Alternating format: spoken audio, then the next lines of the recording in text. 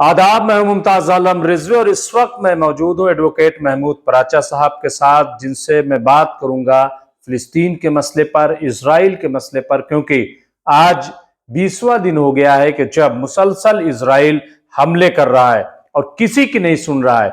UNO ने भी अब हमास की तकरीबन हिमायत की है और इसराइल को एक जालिमाना हरकत के लिए कसूरवार ठहराया है। तो अब इसराइल जो है यूएनओ के जो अफसरान हैं, वहां के जो सफारतकार हैं, उनके वीजे पर रोक लगा रहा है। बहरहाल पूरा मामला क्या है और कैसे ये मामला रुकेगा, कहां कहां आवाज उठ रही, इन तमाम मसले पर हम बात करेंगे महमूद पराचा साहब से, क्योंकि वो अब इंटरनेशनल कोर्ट का रुख करने की बात कर रहे हैं। तो क्या होता है इंटरनेशनल कोर्ट, कैसे वहां पे ये जाएंगे, क्या कुछ है, इस पर हम बात करेंगे। महमूद पराचा साहब, आपका बहुत बहुत खैर मकदम है। आप हिंदुस्तान में तो लड़ाई लड़ी रहे हैं, लेकिन अब आप मजलूम फिलिस्तीनियों के लिए भी इंटरनेशनल कोर्ट का रुख कर रहे हैं।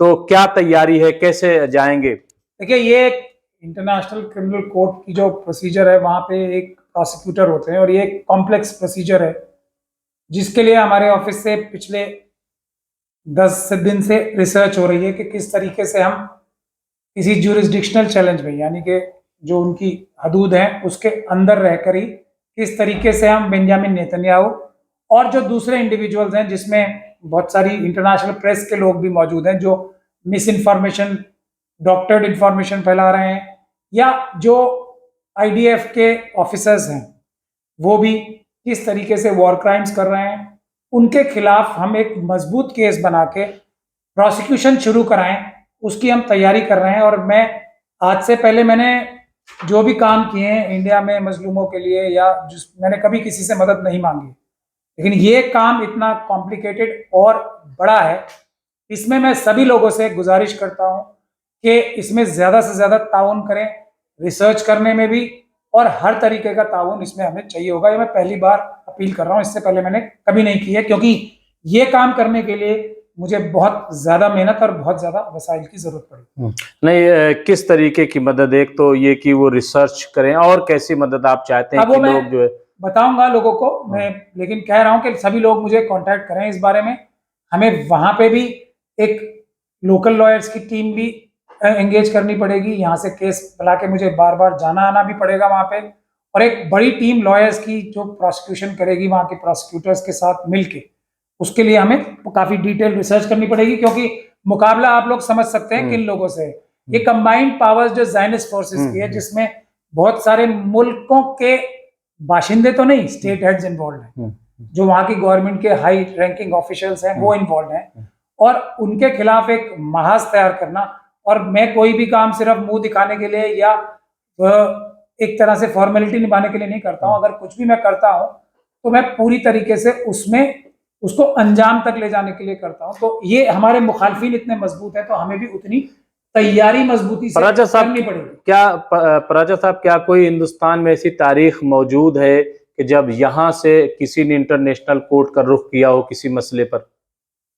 नहीं, मेरे ख्याल से तो नहीं है, मेरी नॉलेज के हिसाब से ऐसी नहीं है, लेकिन कोई काम पहली बार भी तो होता है, और जिसका प्रोविजन है तो हम करेंगे। तो प्रोविजन है इसका क्या आप जा सकते हैं? वही हम निकाल रहे हैं। प्रोसिक्यूटर साहब को जो वहां के होते हैं, पहले उनको लिखेंगे, उनको सारे सबूत जो हमने पब्लिक डोमेन से इकट्ठे किए हैं वो बताएंगे, और उनके जो लिमिट्स हैं उनकी, उसके हिसाब से एक अच्छा केस तैयार करके फाइल करेंगे। तो उसके बाद का प्रोसीजर, वहां पे जब हियरिंग शुरू होंगी तो उसमें उस टाइम भी हम लोगों को जाना पड़ेगा, एक बड़ी टीम तैयार करनी पड़ेगी। और चूंकि मुझे एक्सपीरियंस भी है, और जब इजरायली एम्बेसी बॉम्ब ब्लास्ट का केस हुआ था तो मैंने जो उसमें मोसाद की एजेंसीज ने भी इन्वेस्टिगेशन की थी, सीआईए के लोगों ने भी की थी, और हमारी जो इंटेलिजेंस एजेंसीज हैं तीनों ने मिलकर इन्वेस्टिगेशन की थी। तो मुझे एक्सपीरियंस भी है इन लोगों की कितनी ताकत और जहानत है और किस तरीके से काम करते हैं, वो भी मुझे मालूम है, और थोड़ा एक्सपीरियंस भी है। और क्रिमिनल लॉ का मुश्किल हालात में अच्छे रिजल्ट आने का भी एक एक्सपीरियंस था। मैं समझता हूँ मुझे इस सब में ये सब मेरा एक्सपीरियंस काम भी आएगा, और कुछ ना कुछ जरूर होगा, क्योंकि अभी कोई भी मजबूत केस वहां भी अभी तक नहीं हो पाया फिलिस्तीन के मजलूमों।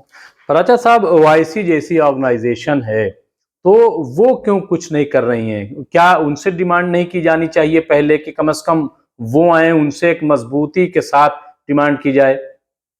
वो वहां तक मैं तो अपने लेवल पे काम करने वाला आदमी हूँ। मैं ये समझता हूँ कि उनकी भी मदद अगर वो देना चाहेंगे तो देंगे, कोई उसमें मनादी तो है नहीं। लेकिन हर एक इंसान को अपने जरिए से, अपने हिसाब से करना चाहिए और ये मजबूत केस बनेगा, मुझे ऐसा पूरा भरोसा है। और हम एक मजबूत केस फाइल कर पाएंगे जिसके रिजल्ट्स आएंगे। रिजल्ट भले ही फौरन ना आए, लेकिन एक दबाव रहता है कि कल को जो मैं अभी एक क्राइम कर रहा हूं, जैसे आपने इंडिया में भी देखा है हमारा तरीकाकार कि हम क्या कहते हैं कि जो बड़े से बड़ा अफसर हो, अगर वो क्राइम करेगा किसी के दबाव में आके, किसी पॉलिटिकल दबाव में आके, किसी के गैर कानूनी दबाव में आके, तो वो खुद भी जाती तौर पे भी उसमें अकाउंटेबल है। यही फॉर्मूला बाहर भी लगेगा कि जो लोग कर रहे हैं, भले ही वो किसी भी ताकत के बुनियाद पे कर रहे हैं, किसी भी दबाव में कर रहे हैं या लालच में कर रहे हैं, तो वो अकाउंटेबल होंगे। ये एक बड़ा डिटरेंट होता है जालिमों के ऊपर जुल्म करने से रोकने के लिए। आज सऊदी वजीर खारजा ने कहा है कि जो यूएनओ है वो बेबस है, तो क्या आपको लग रहा है, क्योंकि यूएनओ ये तो कहता है कि ये जो इजराइल है, ये जो आलमी जंगी कवानीन है, इसकी खिलाफ वर्जी कर रहा है। अच्छा, ये पहली बार नहीं हुआ है, तो जो इंटरनेशनल कोर्ट है, आपको क्या लग रहा है कि इम्प्लीमेंट कौन करेगा? अगर मान लीजिए आप कोर्ट गए और वहां कोई फैसला होता है, तो ये इसको रोकेंगे कैसे? क्योंकि अमेरिका जैसी ताकत, यूरोपीय जो मुल्क हैं, वो सब इजराइल के साथ खड़े हो गए हैं और एक पूरा ऐसा लग रहा है कि दुनिया दो हिस्सों में बट गई है, तो फिर क्या होगा? देखिए, ये सब चीजें सोच कर, ये मेरा सब्जेक्ट है और मैं इसका थोड़ा बहुत, पहले मैंने इंटरनेशनल लॉ भी बहुत किया। ये तो 2012 के बाद जब करबला का इशू शुरू हुआ और ये इजरायली एम्बेसी बॉम्ब ब्लास्ट हुआ, उसके बाद से ही मैं इंडिया में रुक कर, अदरवाइज मेरा ज्यादा एक्सपीरियंस तो बाहर इंटरनेशनल है, आउटर स्पेस लॉ और दूसरी चीजों में, और मैं ज्यादातर बाहर ही रहता था। वो तो अच्छा, बाहर कोर्ट में भी आप मुकदमा बाहर के, तो ये सब मेरा एक्सपीरियंस है। तो ये सब चीजों के बारे में जो आपके जहन में एक नेचुरल से सवाल ये आवाम के जहन में आएगी ना ये बात। इन सब का तोड़ मैंने सोच रखा है और ज्यादा स्ट्रेटेजी में डिक्लेयर नहीं करूंगा यहाँ पे अपनी, लेकिन इन सब का तोड़ मेरे पास है, क्योंकि 200 से ज्यादा मुल्क हैं पूरे दुनिया में। तो अगर हम इन लोगों को प्रोक्लेम्ड ऑफेंडर्स या इनको ऑफेंडर्स बना देंगे, तो दूसरी कंट्रीज में इनकी ट्रैवलिंग जो है लिमिटेड हो जाएगी, इनका व्यापार, इनकी कंपनीज जो है वो लिमिटेड हो जाएगी। ये एक बड़ी लंबी, इसीलिए हम बहुत, यानी तजारती जो है उस पर एक तरीके का, ये उस तरीके से भी। और अगर ये कहीं भी किसी दूसरे मुल्क में पाए जाएंगे, जो कि जैसे अमेरिका अभी इंटरनेशनल क्रिमिनल कोर्ट का मेंबर नहीं, इजराइल इंटरनेशनल क्रिमिनल कोर्ट का मेंबर नहीं, तो ये कंट्रीज के बाहर अगर वो जाएंगे तो वहां तो वो अरेस्ट हो सकते हैं। तो ये पूरी हम बड़ी स्ट्रैटेजी बना रहे हैं। कोई भी काम, आप लोगों को पता है मैं कच्चा हाथ नहीं डालता हूँ किसी में, तो उसके लिए हम पूरी एक स्ट्रैटेजी तैयार करके एक मजबूत कदम उठाएंगे। और ओआईसी के लोगों ने क्यों नहीं किया, ये हालांकि एक नेचुरल सा सवाल आता है, मेरे ख्याल से ये करना चाहिए था, उनके जहनों में भी होगा। और एमबीएस साहब ने जो अभी सऊदी अरब के जो क्राउन प्रिंस हैं, उन्होंने कहा है, वो सब लोग एक बड़ी जगहों पे हैं। बहुत सारे लोग तैयब अर्दोगान साहब के बारे में भी बहुत सारी बातें बोल रहे हैं, ईरान के बारे में भी बोल रहे हैं, लेकिन वो लोग सब एक बड़ा पर्सपेक्टिव देखकर कुछ ना कुछ उनके जहनों में बात होगी। जैसे आवाम सारी इस वक्त देखे किसी भी मुल्क में, चाहे खुद इजराइल की आवाम भी है, लाखों की तादाद में प्रोटेस्ट हो रहे हैं, तो हर एक मुल्क में प्रोटेस्ट हो रहे हैं। तो ऐसा कहना और ऐसा समझना कि ये लोग सब हाथ पे हाथ धर के बैठे हुए हैं ओआईसी के लोग, और मेरे ख्याल से अभी प्रीमेच्योर होगा। आप जैसे सिचुएशन एमर्ज हो रही है, देखिए, सिर्फ इसमें सबसे बड़ा नुकसान जो है, जो हो रहा है, जिसकी कोई तलाफी भी नहीं है और जिसका कोई भी किसी भी तरीके से कोई एक्सक्यूज नहीं हो सकता, वो है वहां जो मजलूमों की मौत हो रही। अदरवाइज देखा जाए तो इससे ज्यादा फिलिस्तीन का इशू हाईलाइट अभी रिसेंट हिस्ट्री में कभी नहीं हुआ। तो ये जो मजलूमों की अगर किसी तरीके से हम लोग हिफाजत करने में कामयाब हो जाएं, उसके लिए पीसफुल प्रोटेस्ट सबसे ज्यादा जरूरी है। उसके लिए इंटरनेशनल कोर्ट में केस भी फाइल करना जल्दी से जल्दी जरूरी है। तो तब एक फिलिस्तीन का इशू जो अब एक हाईलाइट हुआ है, उसमें इंडिपेंडेंट स्टेट ऑफ फिलिस्तीन कायम कराने में मैं समझता हूं हम लोगों को ये मौका हाथ से नहीं जाने देना चाहिए। और इजराइल की जायनिस्ट ताकत होगी। और मैं बार बार जायनिस्ट ताकतें बोलता हूँ, यहूदी नहीं बोलता हूँ, आप लोग ध्यान से सुनते भी होंगे, क्योंकि यहूदी मजहब के मानने वाले खुद इजराइल के जायनिस्ट ताकतों के खिलाफ है।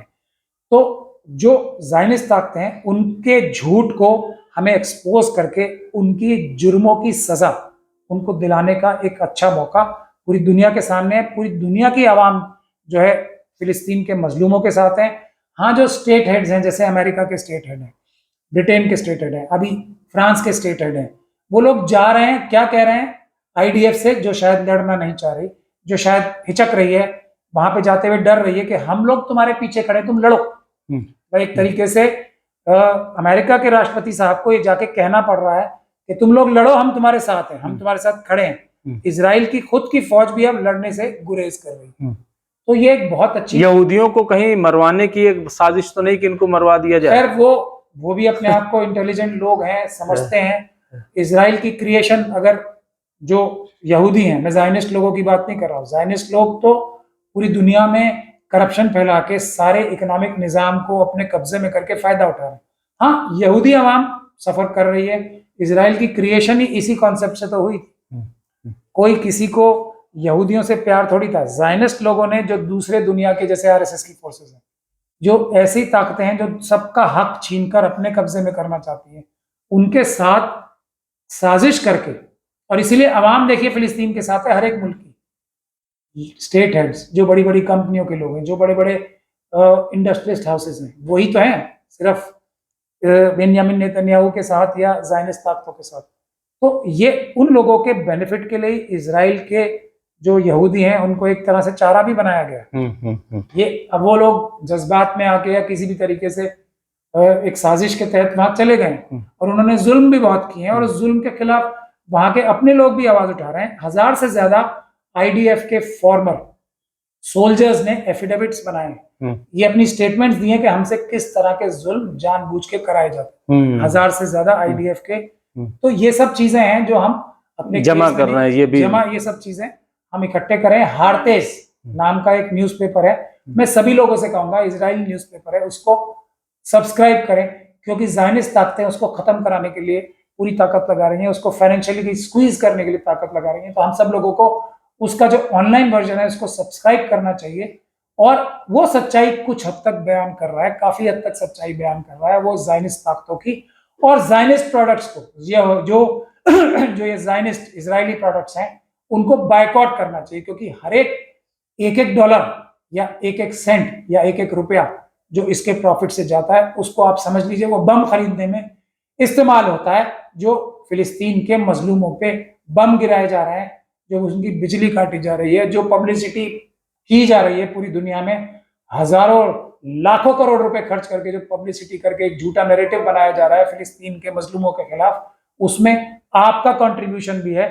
आप जो ये कोल्ड ड्रिंक्स पीते हैं, आप जो ये ज़ायनिस्ट प्रोडक्ट्स इस्तेमाल करते हैं, उसमें भी उसका जो एक हिस्सा है उसको बंद करेंगे तो वॉर और ये जुल्म जल्दी खत्म होगा। 2 औरतें जो हमास से छूट करके आई हैं, उन्होंने जो बयान दिया है कि उन्होंने हमें कोई नुकसान नहीं पहुंचाया, और ये कहा कि हम तो कुरान के मानने वाले हैं और हम किसी को तकलीफ नहीं पहुंचाएंगे, और उन्होंने इन्हें पहुंचाया। तो ये जो औरतें आई हैं छूट करके, इन्होंने जो बयान दिया है, उससे क्या आपको लग रहा है कि क्या तस्वीर सामने आई? इससे तो यही लग रहा है कि जो हमास ने जो हमला किया था, हमास के मुट्ठी भर लोगों ने जो हमला किया था अपने बहुत ही महदूद लिमिटेड हथियारों के साथ, वो और उसकी पिक्चर जो बनाई जा रही है कि बच्चों को मारा, छोटे छोटे बच्चों को मारा, दादियों को मारा, रेप किया, और ये सब, हाँ, ये सब झूठी है। कि अगर जो लोग, जिन लोगों के हाथ में बिल्कुल सेफली थे, वो जब उन्होंने ये कहा कि कुरान के मानने वाले हैं, अगर वो कुरान के मानने वाले हैं, फिर वो किसी मजलूम के साथ तो जुल्म कर ही नहीं सकते, जैसा उन्होंने नहीं भी किया। तो ये वो जो स्टोरी नैरेटिव बनाया जा रहा है, जिसका मैं जिक्र कर रहा था, उस क्रिमिनल मीडिया के जरिए वो भी टूटता है। और मैं इस बात को फिर भी, हालांकि ऐसे सबूत आ रहे हैं, जो नैरेटिव ये जो मीडिया है, ज़ायनिस्ट कंट्रोल और आरएसएस कंट्रोल मीडिया ने जो बनाया है पूरी दुनिया में हमास के लोगों के खिलाफ, और उनके जरिए उनके जो जुल्मों का एक उन्होंने नैरेटिव क्रिएट किया है, झूठा या सच्चा, उसके जरिए पूरे फिलिस्तीन के ऊपर जुल्म करने का जो जवाब, जो जस्टिफिकेशन निकालने की कोशिश की जा रही है, वो भी मुंह के बल गिरता है। मैं तो फिर भी ये कहता हूं कि हाँ, वॉर क्राइम्स तो हो रहे हैं, दो मुल्क या दो ताकतें लड़ रही हैं एक दूसरे से। बेंजामिन नेतन्याहू ने खुद कहा है कि ये वॉर है, वॉर तो मुल्कों के बीच में होती है।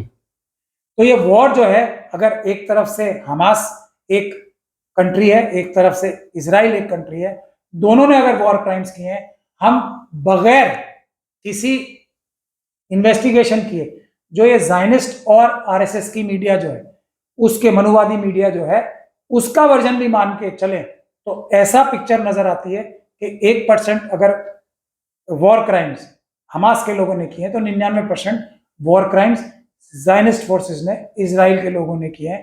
तो ये पिक्चर तो उनकी पिक्चर से निकल के आती है। तो अगर इसमें सही इन्वेस्टिगेशन होगी इंटरनेशनल क्रिमिनल कोर्ट के जरिए या दूसरी किसी इन्वेस्टिगेशन के जरिए, तब पिक्चर साफ निकल के आएगी, और उसके लिए हम कोशिश कर ही रहे हैं इंटरनेशनल। नेतन्याहू पे तो पहले ही काफी इल्जाम है, वहां पे आप देख रहे होंगे कि ये कहा जा रहा था कि 2-3 महीने में वो खुद ही जेल चले जाएंगे, घपलों के मामले में फंसे हुए हैं। तो कहीं उससे बचने के लिए तो ये नहीं है, और आप अगर कोर्ट जाते हैं तो क्या उसके मामले पर भी असर पड़ेगा? ये सब चीजों को मद्देनजर रख के ही इंटरनेशनल क्रिमिनल कोर्ट जाया जाएगा। देखिए, बुनियादी बात क्या है कि एक हमारे देश में 56 इंच की छाती वाले हैं, वो भी बड़े बड़े दावे करते हैं कि मैंने ये किया वो किया, हालांकि चाइना हमारी हजारों किलोमीटर जगह खा गया। पुलवामा का अटैक हो गया और उसमें सतपाल मलिक साहब ने ये कहा कि वो एक तरीके से सो रहे थे, पिकनिक मना रहे थे, जब विदेशी आक्रांता आकर यहाँ पर हमारे फौजियों को मार रहे थे। ऐसा ही कमोबेश या इससे भी बड़े स्केल पे कहाँ हुआ है इजराइल में, जब हमास के लोगों ने आके एक हमला किया, और उसमें जो उनकी मिस्टर सिक्योरिटी की इमेज जो थी, जैसे यहाँ पे 56 इंच की छाती, वहां मिस्टर, देखिए दोनों में पैरेलल्स कितने हैं। वहां मिस्टर सिक्योरिटी कहा जाता था, वहां ये कहा जाता था कि हमारी सिक्योरिटी एजेंसी ऐसी है, हम मोसाद ऐसी है कि अगर आप दुनिया में कोई भी इंसान इजराइल के बारे में कुछ गलत सोचेगा तो हम पकड़ लेते हैं उसे। तो वहां तो इतना बड़ा हमला हो गया और मिस्टर सिक्योरिटी सोते हुए मिले, उनकी सारी निजाम ही सोता हुआ मिला, और मुट्ठी भर लोगों ने इतना बड़ा, तो उनका जो फेस था उस पर गंदगी पुत गई कि ये सब झूठा था, और वहां के लोग उन्हें एम्बेसिल और पता नहीं क्या क्या झूठा मक्कार और बहुत ही गंदी गंदी उनको बातों से नवाजा जा रहा है। तो अब उसको इमेज को छुपाने के लिए, जो अपनी नाक पे जो उनके एकदम जो गंदगी पुत गई है, उसको साफ करने के लिए और अपने पुराने गुनाह छुपाने के लिए मासूमों का वो अपनी खींच मिटा रहे हैं अपने दूसरे साथियों के साथ मिलकर, जिसमें स्टेट हेड्स तो हैं लेकिन हर एक मुल्क की आवाम फिलिस्तीन के मजलूमों के साथ है। इन मजलूमों को मार के कुछ नहीं होने वाला, क्योंकि उनका जो एक ऑरा था कि हम इनविंसिबल है, वो एकदम एकदम हवा में छू हो गया है, नेस्तो नाबूद हो गया है, वो ऑरा खत्म हो गया है। वो कितनी भी जिद कर ले, उससे वो ऑरा दोबारा नहीं आ सकता। ना इजराइल के लोग, अब मुझे लगता है कि इजराइल के जो अंदर रहने वाले बाशिंदे हैं, जो लोग ये सोच रहे थे कि आयरन डोम की वजह से हम बिल्कुल सेफ बैठे, वो लोग रीथिंक करना शुरू कर रहे हैं। और मैं कुछ इजराइल के जो थिंकर्स हैं उनको सोच रहा था कि अब वो ये कह रहे थे कि जो खुद यहूदी हैं, वो ये कह रहे थे कि ऐसा हमने कभी नहीं देखा कि इजराइल के लोग जो रहने वाले हैं सेफ एरियाज में, आयरन डोम की एक जो मिथ बना रखी थी उसमें, वो भी लोग अब इजराइल से वापस जाने की बातें कर रहे हैं, जहां से वो आए थे, जहां के वो ओरिजिनल बाशिंदे थे। वो सारे ममालिक ऐसे हैं जो किसी ना किसी वक्त पे मुस्लिम रूल के अंडर थे। उन्हीं सारी कंट्रीज में जो यहूदी थे, जो क्रिश्चियन लोग, जो या जो जिन्हें तंग किया जाता था, वो भाग के मुस्लिम देशों में ही पना लेते थे। उन सब जगह वापस जाने की राजा साहब, ये कितना बड़ा क्रिमिनल है अगर ये चीज साबित हो जाए, नेतन्याहू जिस तरीके से बच्चों को मार रहे हैं, तो क्या इसमें फांसी की सजा इंटरनेशनल कोर्ट से मौत की सजा बिल्कुल मिलती है इसमें। और जो वॉर क्राइम्स वो कर रहे हैं उसमें कोई एक इंसान की मौत नहीं हो रही है, वो वॉर क्राइम्स तो हजारों लोगों की साजिश करके। और एक देखिए, एक हमास को एक तरह से फिर भी ये कहा जा सकता है कि वो नॉन स्टेट एक्टर भी बता रहे हैं ना सब उसे। तो एक स्टेट जो अपने आप को डेमोक्रेसी कहते हैं, वो डेमोक्रेटिक प्रोसेस से बाय रिटन ऑर्डर्स ये काम करा रही है। हमास का तो कोई ऐसा रिटन ऑर्डर या कोई एक स्टेट जो ऑर्गेनाइज्ड स्टेट तो है ना, वो तो एक ऑर्गेनाइजेशन है जिन्होंने फैसला किया और हमला कर दिया। वो किसी इस तरीके से स्टेट एक्टर नहीं है, ये वहां कोई रूल बुक नहीं है जो फॉलो करनी है। तो ये बेंजामिन नेतन्याहू साहब और उनके सारे साथी तो बाकायदा ऑर्डर्स रिटर्न में पास करके ये काम करा रहे हैं कि आप हॉस्पिटल्स में बम लगा दो, हॉस्पिटल में बमबारी कर दो, बच्चों को मार दो, बिजली काट दो, पानी काट दो, ताकि छोटे छोटे बच्चे जो हॉस्पिटल और जाने न दिया जाए, जो रिलीफ जाने ना दिया जाए, बाहर रिलीफ ना जाने दिया जाए, ये तो सब वो रिटर्न में ऑर्डर्स करके बाकायदा स्टेट एक्टर्स की तरह ऑर्गेनाइज्ड स्टेट मशीनरी से करा रहे हैं ना। इसका तो कोई बचने का रास्ता ही नहीं मिलेगा। तो मतलब अगर होगा तो फांसी उनकी हो सकती, मौत की बिल्कुल सजा। बिल्कुल बिल्कुल उसके प्रावधान है इंटरनेशनल कोर्ट ऑफ जस्टिस में। फांसी से भी ज्यादा इनके सारे इकोनॉमिक जो एक्टिविटीज है जिसके लिए ये सारी हरकतें की जा रही हैं, जो इनकी फाइनेंशियल क्राइम्स है, हाँ। जो फाइनेंशियल इनके वो भी जो है वो सीज जो है होगी। वो सीज होने का भी प्रोविजन है। बहुत बहुत शुक्रिया। तो ये थे महमूद पराचा साहब, एडवोकेट महमूद पराचा साहब, जो इंटरनेशनल कोर्ट अब जाने की तैयारी कर रहे हैं, उस पर रिसर्च चल रही है और इनका कहना है कि हम जाएंगे, और चूंकि हम ये सब मामलात जो हैं इंटरनेशनल कोर्ट में जाते रहे, देखते रहे हैं, तो इसलिए मुझे यकीन है कि ये जो वॉर क्राइम कर रहे हैं इसमें नेतन्याहू को फांसी भी हो सकती है। बहरहाल क्या होगा, जो कुछ होगा हम आपको अपडेट करते रहेंगे। बहुत बहुत शुक्रिया।